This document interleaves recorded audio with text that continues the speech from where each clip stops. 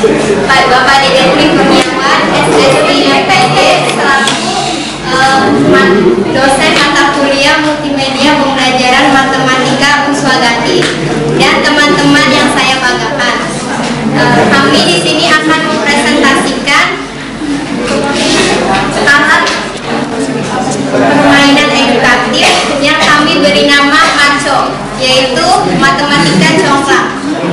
Kami terdiri dari 5 orang, saya sendiri Yulis Cahyati, dan teman saya Trian Alia Farah, Elisa Rosnaningsih, saya Wina Hadianti, saya Putri Arman Lestari.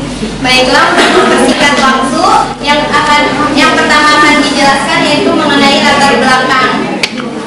Kepada saudara Wina dipersilakan.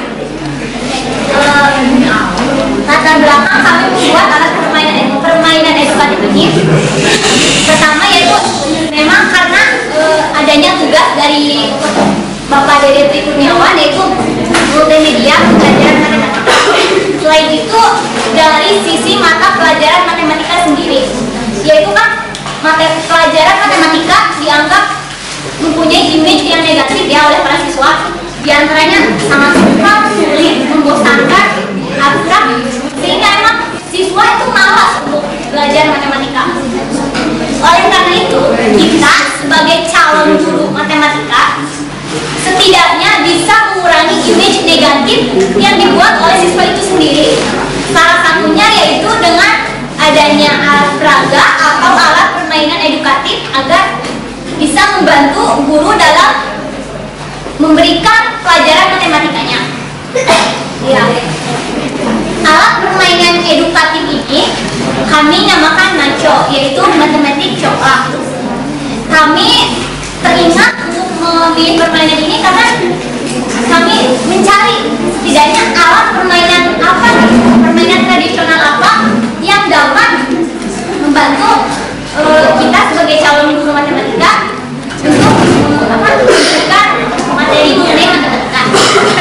Matematika Congklak ini yaitu dapat membantu kita sebagai calon guru untuk memberikan materi tentang bilangan bulat, terutama penjumlahan bilangan bulat. Selain itu, kami aturan permainan dari matematik congklak ini, pertama kita mencarinya secara umum dari situs internet, tetapi kita memodifikasinya sehingga alat permainan ini cocok untuk materi pelajaran matematika, yaitu operasi penjumlahan pada bilangan bulat. Manfaat dari alat permainan edukatif ini diantaranya pertama dapat membantu siswa dalam konsep yang abstrak itu menjadi konsep yang nyata, karena kan ada nih secara langsung alatnya, medianya dalam menghitung operasi penjumlahan bilangan bulat. Selain itu memberikan kesenangan bagi siswa untuk mempelajari bilangan bulat, karena kan di sini namanya juga alat permainan edukatif. Jadi belajar bermain sambil belajar. Terima kasih. Selanjutnya akan dijelaskan oleh Putri Andam Lestari. Di sini saya akan menjelaskan tentang alat dan bahan serta proses pembuatannya. Pertama, alat dan bahan. Kami membutuhkan gergaji, kayu, bola, kemudian engsel dan limbah batu, koral dan limbah batu.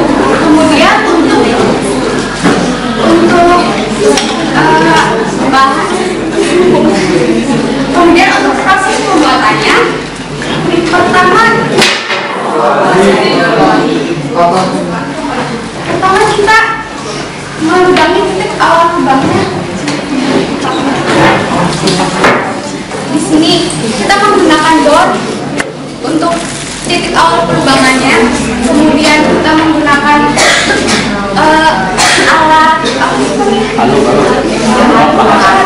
pahat kayu dan tato untuk melingkari di sini. Kemudian kita menggunakan untuk memperhalusnya dengan menggunakan gergaji kayu. Kemudian kita membelahnya menjadi 2, dan kami juga membutuhkan bantuan dari uang saya sendiri untuk merapikan ini.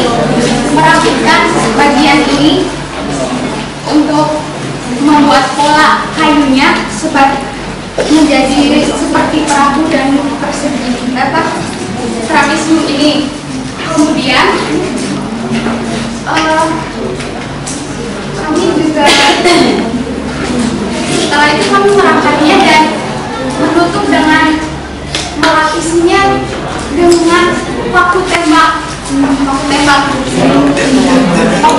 untuk ini biasanya digunakan untuk anyaman rotan.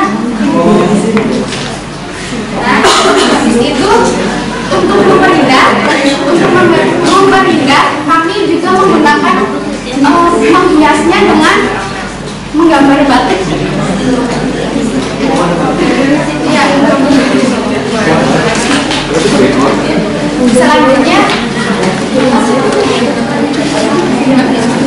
Selanjutnya akan dijelaskan oleh Elisa dan Sia. Ya, untuk minta perhatiannya semua, untuk aturan permainannya akan dijelaskan oleh Elisa. Iya, permainan congklak ini dilakukan oleh 2 orang. Yang pertama terletak di sisi negatif berwarna hitam dan sisi positif berwarna putih. Congklak ini kita modif menjadi 6 lubang dan berjumlah totalnya 12 yang seharusnya 14. Ya. Selanjutnya permainan congklak ini diawali dengan mengambil semua batu yang ada di lubang negatif atau positif yang dilakukan oleh pemain pertama. Jika lubang melewati lubang yang ada di pojok atau bisa disebut dengan tabungan, maka batu disimpan sebagai tabungan si pemain. Selanjutnya yaitu apabila batu hitam bertemu dengan batu putih, maka ini nilainya 0 atau habis. Ya. Selanjutnya akan dijelaskan oleh Zian. Untuk aturan permainan sendiri, di sini kan tadi sudah dijelaskan bahwa ada 2 pemain. Nah, 2 pemain ini tuh ada pemain, jadi ada 2 sisi negatif dan sisi positif. Nah, yang pemain pertama itu melakukan undian dulu. Yang memenangkan undian itu berhak memilih dia itu mau di sisi positif apa di sisi negatif. Nah, sesudah itu permainannya seperti kayak congklak biasa, cuma kita memodifikasi bahwa tadi kalau satu batu hitam bertemu dengan satu batu putih itu akan bernilai 0. Nah, jika kita berhenti di lubang yang kosong di daerah kita sendiri, itu kan misalnya lubangnya kosong nih, kita terakhir taruh di situ. Nah, itu tuh namanya jedor. Jadi itu tuh dikatakan jedor. Jedor itu adalah menembak lawan dan berhak mengambil semua batu yang ada di seberangnya. Nah, kalau misalkan kita berhenti di tempat lawan dengan daerah yang kosong, itu kita berhenti bermain dan dilanjutkan dengan pemain selanjutnya seperti itu. Nah, permainan ini berhenti jika batu yang ada di daerah dianya atau di kedua pemain itu habis, atau yang sudah di sisi negatif habis, di sisi positif juga habis. Biar lebih paham, kita langsung saja memainkannya ya. Ada yang mau coba untuk bermain?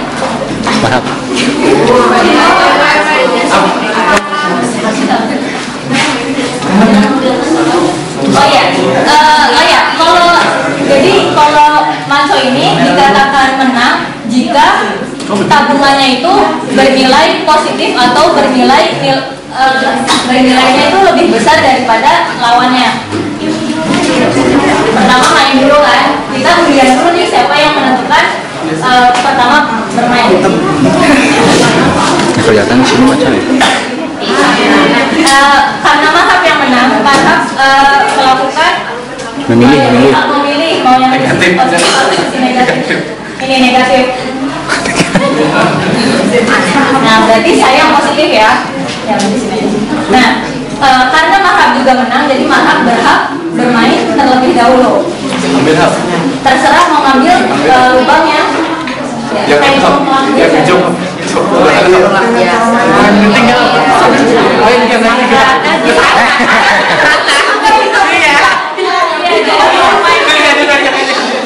bergeraknya itu searah jarum jam ya. Iya. Ini tabungan punya Mahab, ini tabungan punya saya.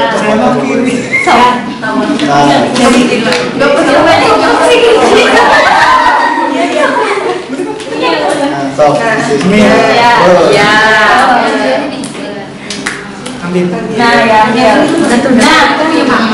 nah ini kan tadi kan mau lanjutin permainan karena di sini terdapat satu batu hitam atau negatif dan bertemu dengan satu batu positif, maka dia kan bernilai 0. Nah yang ininya itu kita taruh di tabungan seperti itu. Nah terus dilanjutkan bermain. Jangan isi. Ada nggak putih sama itunya? Putih hitam ada. Ada putih hitamnya nggak? Jangan ini ya. Jangan. Iya benar.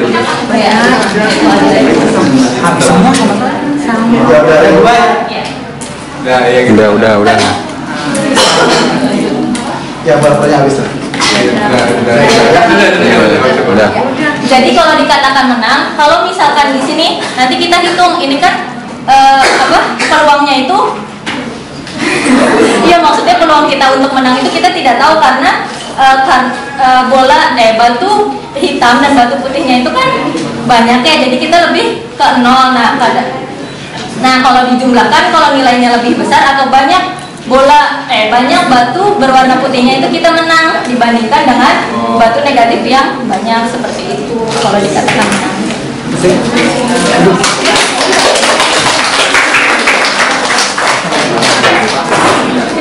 Sebelum mengakhiri presentasi, kami akan memberikan sedikit motivasi. Hidup itu layaknya waktu yang terus berjalan dan takkan berhenti, maka pergunakanlah waktumu sebaik mungkin. Mungkin itu saja presentasi dari kelompok kami. Kurang lebihnya kami mohon maaf. Wabillahi taufiq hidayah. Wassalamualaikum warahmatullahi wabarakatuh.